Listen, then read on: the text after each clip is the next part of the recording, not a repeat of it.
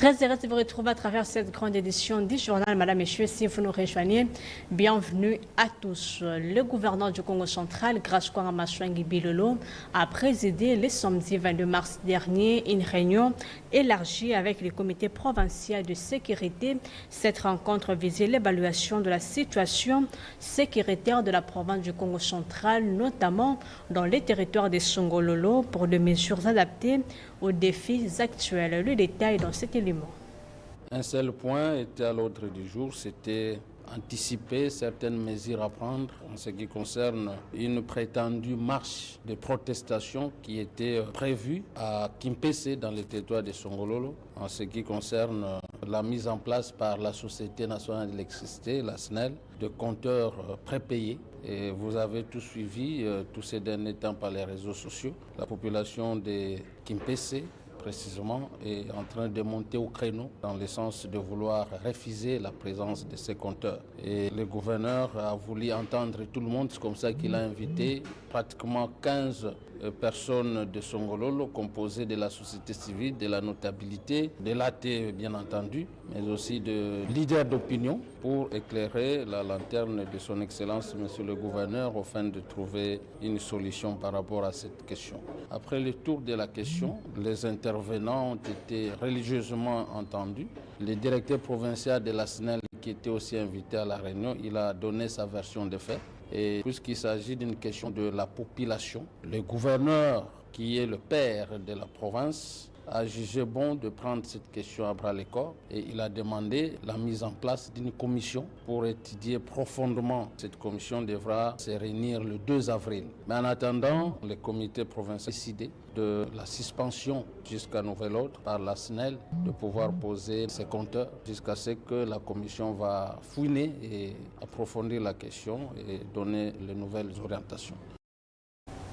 Restons toujours au gouvernorat du Congo central sous le président du chef de l'exécutif provincial, Grâce-Kwanga Maswangi Bilolo. Une réunion du conseil de ministres provinciaux s'est tenue le vendredi dernier avec tous les membres du gouvernement provincial présents dans la ville portuaire de Matadi. Au nombre de points inscrits à l'ordre du jour, création de la cellule chargée du climat des affaires et des investissements au Congo central, dont voici l'extrait du compte rendu avec Jacques-Cornelis Mbilou, ministre provincial du tourisme. 5 points ont figuré à l'ordre du jour adopté, à savoir communication de son Excellence Monsieur le Gouverneur de province. 2. Adoption du procès verbal de la réunion du Conseil des ministres du vendredi 7 février 2025. 3. Examen des textes. Projet d'arrêté provincial portant création, organisation et fonctionnement de la cellule provinciale chargée de l'amélioration du climat des affaires et des investissements dans la province du Congo central. Projet d'arrêté ministériel provincial abrogeant l'arrêté ministériel provincial numéro 001-CAB.min.prov/bud.in/KC 2023 du 2 janvier 2023 portant affectation des agents de la division provinciale du budget près les ministères provinciaux en qualité de vérificateurs budgétaires. 4. Dossier des ministres provinciaux. 1. Ministre provincial du plan, budget, fonction publique, des postes, télécommunications et nouvelles technologies de l'information et numérique. Rapport de la mission effectuée dans les territoires de Kimvula. 2. Ministre provincial de l'éducation, énergie, ressources hydrauliques, relations avec l'Assemblée provinciale du Congo central. 3. Ministre provincial de la Santé, Environnement, Conservation de la Nature, Affaires sociales et Prévoyance sociale, Travail et création des opportunités d'emploi des jeunes. Rapport de la Commission humanitaire sur le soutien du gouvernement provincial à l'effort de guerre institué lors de la 9e réunion du Conseil des ministres. 5.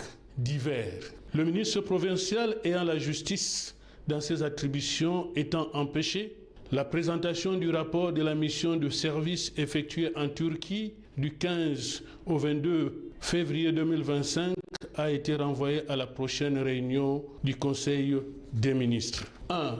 Communication de son Excellence Monsieur le Gouverneur de province. De prime abord, Son Excellence, Monsieur le gouverneur de province, a eu à saluer les membres du Conseil et leur a souhaité la bienvenue. En rapport avec la mort de l'honorable Didier Congo, le député provincial élu de Tchela, devenu un sujet de plusieurs déclarations dans les médias et les réseaux sociaux, l'unité du peuple Congo, IPECO en sigle, une structure représentant les 10 territoires qui comptent le Congo central, invite le peuple Congo au calme et à l'unité en vue de préserver la cohésion provinciale, mais aussi à garder une pensée piège en mémoire de ses fils Congo, Didier Congo, Sompa Boulezi, président de l'IPECO, au micro de la RTNC Congo central. Déclaration de paix de la mutuelle dénommée Unité du peuple Congo, IPECO en cycle, à l'attention de la population du Congo central. Nous, notabilité du Congo central, réunis au sein de l'Unité du peuple Congo, IPECO en sigle, constitué des présidents des 10 territoires et de 2 villes que compte notre province, avons suivi avec amertume et regret le décès inopiné de l'honorable Didier Congo Bamvangila, doublement élu du territoire de Tchela, que la nature a brutalement arraché à l'affection de toute la population du Congo central.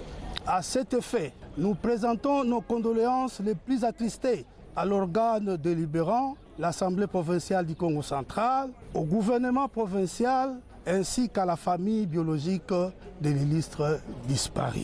Il est certes vrai que la mort est une fatalité, mais elle n'est pas une fin en soi, pour autant que celui qui croit en Christ, soit qu'il soit ressuscité pour la gloire du monde, peut en être convaincu. Puisque Jésus-Christ lui-même est passé par le sacrifice suprême, donc c'est un chemin obligé pour chacun de nous. Les dignes fils Congo, l'honorable Didier Congo Bamvangila, n'a pas passé sa vie en silence sur la terre des hommes. Son amour pour la population du Congo central, ses œuvres ainsi que son attachement à la culture Congo fait de lui une figure emblématique au sein de notre Assemblée provinciale. Il mérite donc respect et considération au-delà de tout ce que le monde peut dire. Et face à cette mort, tous nous nous inclinons. Mort le 14 mars courant, pendant que les blessures sont encore et complètement ouvertes et pendant que nous sommes en train de pleurer ce digne fils, l'honorable député de notre province, voici que le débat autour de sa mort